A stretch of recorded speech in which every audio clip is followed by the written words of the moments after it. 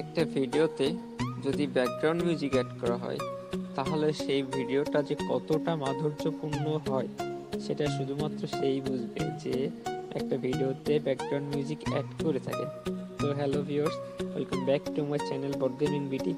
আমি চলে এসেছি তোমাদের মাঝে আরও একটা নতুন ভিডিও নিয়ে।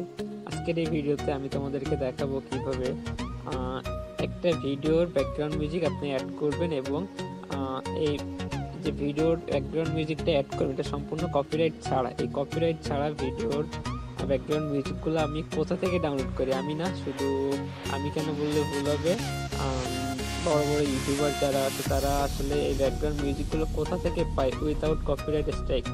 তো চলো আজকের এই ভিডিওতে আমি তোমাদেরকে সেটা দেখাবো যেখান থেকে বড় বড় ইউটিউবাররা কপিরাইট স্ট্রাইক ছাড়া ব্যাকগ্রাউন্ড মিউজিকগুলো পেয়ে থাকে। তো তার আগে একটাই কথা, যদি আপনি আমার চ্যানেলে নতুন হয়ে থাকেন তাহলে অবশ্যই একটা সাবস্ক্রাইব করবেন, পাশে থাকা বেল আইকনটাতে একটা ক্লিক করবেন যাতে পরবর্তী লেটেস্ট ভিডিওটি পেয়ে যান।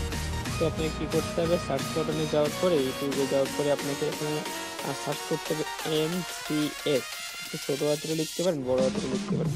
তো এই NCS এর লেখার পরে দেখবেন বড় একটা ইউটিউব চ্যানেল চলে আসবে যেখানে 30.something এরকম মিলিয়ন আছে, সাবস্ক্রাইবার আছে। তো NCS এর মিনিংটা কি হলো যে নো কপিরাইট সাউন্ড। তো এটার মানে হলো যদি আপনি এই চ্যানেলটা থেকে, এই ইউটিউব চ্যানেলটা হলো ইউটিউবের অডিও লাইব্রেরি, ব্যাকগ্রাউন্ড মিউজিকগুলো এখান থেকে সাধারণত কপি করা হয়ে থাকে।